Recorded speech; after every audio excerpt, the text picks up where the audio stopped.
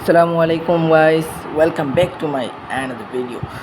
So guys, আজকে আমরা আলোচনা করব ডিএলএস গেমের স্কিল নিয়ে।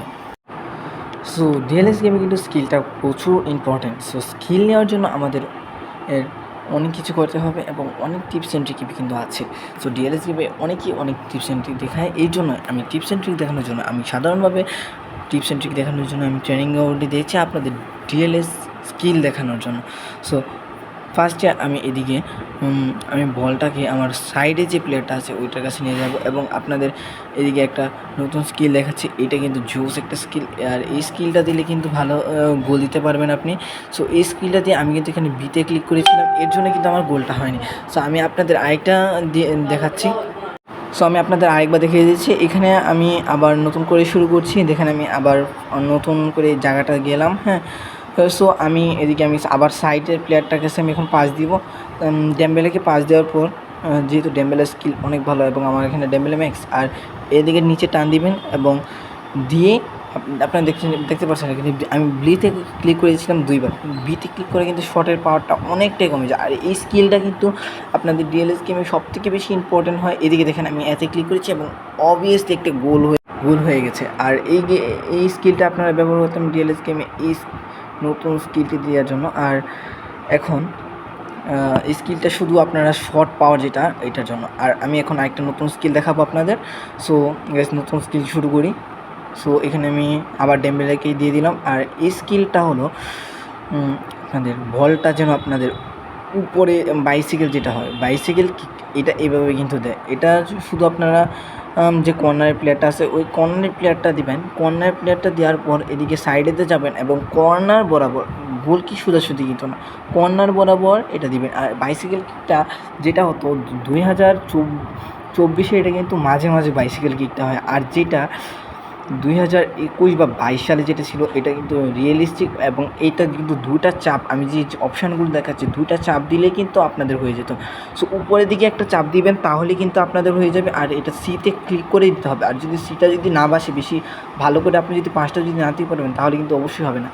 সো আমার 3 নাম্বার স্কিলটা শুরু করছি। সো 3 নাম্বার স্কিলটা আমি আবারও ডেম্বেলেকে দিয়ে শুরু করছি।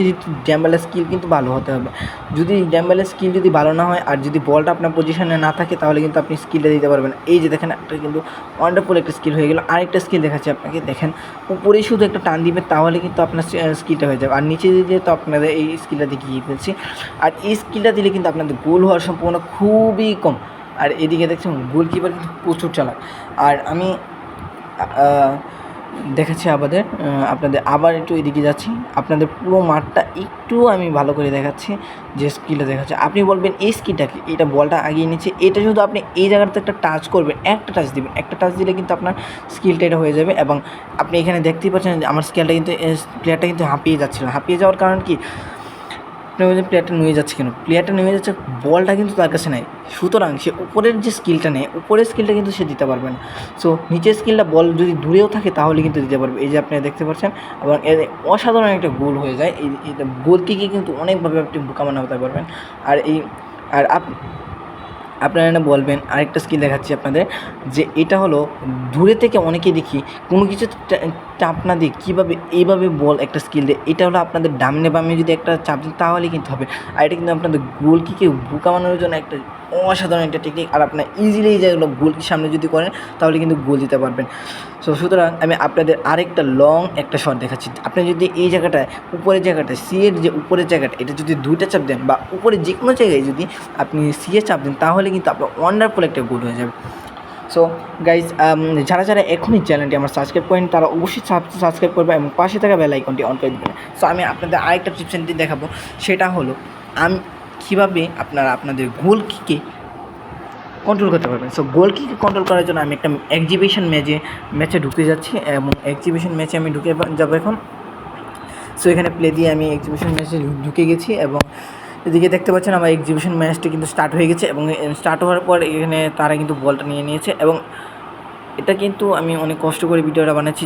অবশ্যই যারা আর এখানে দেখুন আমি কিন্তু সিতে ক্লিক করে রেখেছি যেন এই যে আমার গোলকি কিন্তু সামনে এসে গেছে। এখন আমি আপনাদের বলছি, আপনি যদি সিতে ছুরি চাপ দিয়ে ধরে রাখেন তাহলে কিন্তু আপনার গোলকে কিন্তু আপনার ইয়াতে চলে যাবে। সো আমি এখানে আরেকটা জিনিস দেখাবো ভাই, গোলকি যখন আপনার নিজের সাইডে ধরেন গোলকে করে দেখাচ্ছে এই জায়গাটায় চলে গেছে, সো তখন আপনারা কী করবেন, দেখেন আপনারা কিন্তু জায়গায় চলে গেছে, হ্যাঁ। সো আপনার এখানে আটকানোর মতন কোনো কারণ নেই। এখানে যদি আপনি যে সময় বলটা সাথে সাথে যদি দিতে পারেন তাহলে গোলটা একেবারে নিশ্চিত আটকে দিতে হবে। এতে শুধু ক্লিক করবেন, এতে যে সময় বলটা যে সময় ধরেন একেবারে আপনার লাস্ট মুহূর্তে চলে যাবে এবং গোল এই যে এই মোমেন্টটা আপনি এত যদি ক্লিক করেন তাহলেই কিন্তু আপনি ইজিলি এটা করতে পারবেন।